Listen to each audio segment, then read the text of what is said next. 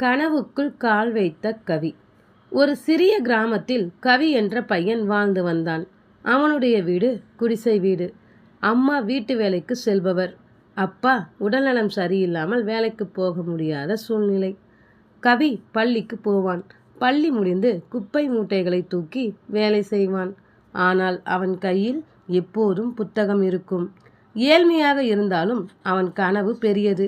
ஒரு நாள் ஆசிரியர் கேட்டார், நீ பெரியவனாகி என்ன ஆகப் போகிறாய் என்று.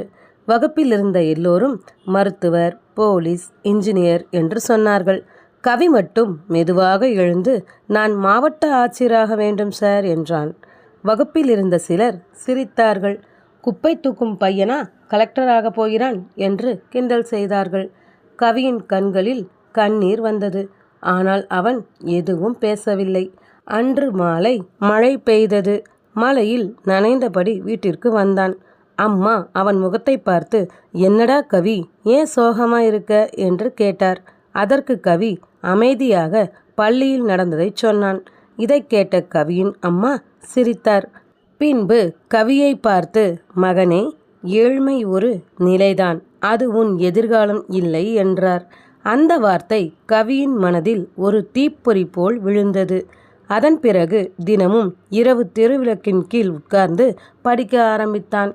குளிர் வந்தாலும் படித்தான், மழை வந்தாலும் படித்தான், நோய் வந்தாலும் படித்தான், பசி வந்தாலும் படித்தான். அவன் நண்பர்கள் மகிழ்ச்சியாக விளையாடி கொண்டிருந்தார்கள். ஆனால் கவி தனது கனவுடன் போராடி கொண்டிருந்தான். ஆண்டுகள் ஓடின. ஒரு நாள் அரசு தேர்வு முடிவுகள் வந்தது. அப்போது அந்த கிராமமே ஆச்சரியப்பட்டு போனது. கவி மாவட்ட ஆட்சியராக தேர்வாகியிருந்தான். அதே பள்ளியில், அதே மேடையில். ஆனால் இப்போது எல்லோரும் எழுந்து கைத்தட்டினார்கள். கவி மேடையில் நின்று பேசினான். என்னை பார்த்து சிரித்தவர்கள் தவறு செய்யவில்லை, நான் சாதிப்பேன் என்று நம்ப வைத்தது அந்த சிரிப்புத்தான் என்று கூறினான். கவியின் அம்மா அந்த கூட்டத்தில் அழுந்து கொண்டிருந்தார். ஆனால் அது சோக கண்ணீர் இல்லை, ஆனந்த கண்ணீர். இந்த கதையின் நன்னெறி என்ன தெரியுமா? உன்னை உலகம் நம்பவில்லை என்றாலும் பரவாயில்லை, நீ உன்னை நம்பினால் போதும். இந்த கதை கண்டிப்பாக உங்களுக்கு பிடித்திருக்கும் என்று நம்புகிறேன். இந்த வீடியோ பிடித்திருந்தால் லைக், ஷேர், கமெண்ட்ஸ் பண்ணுங்கள்.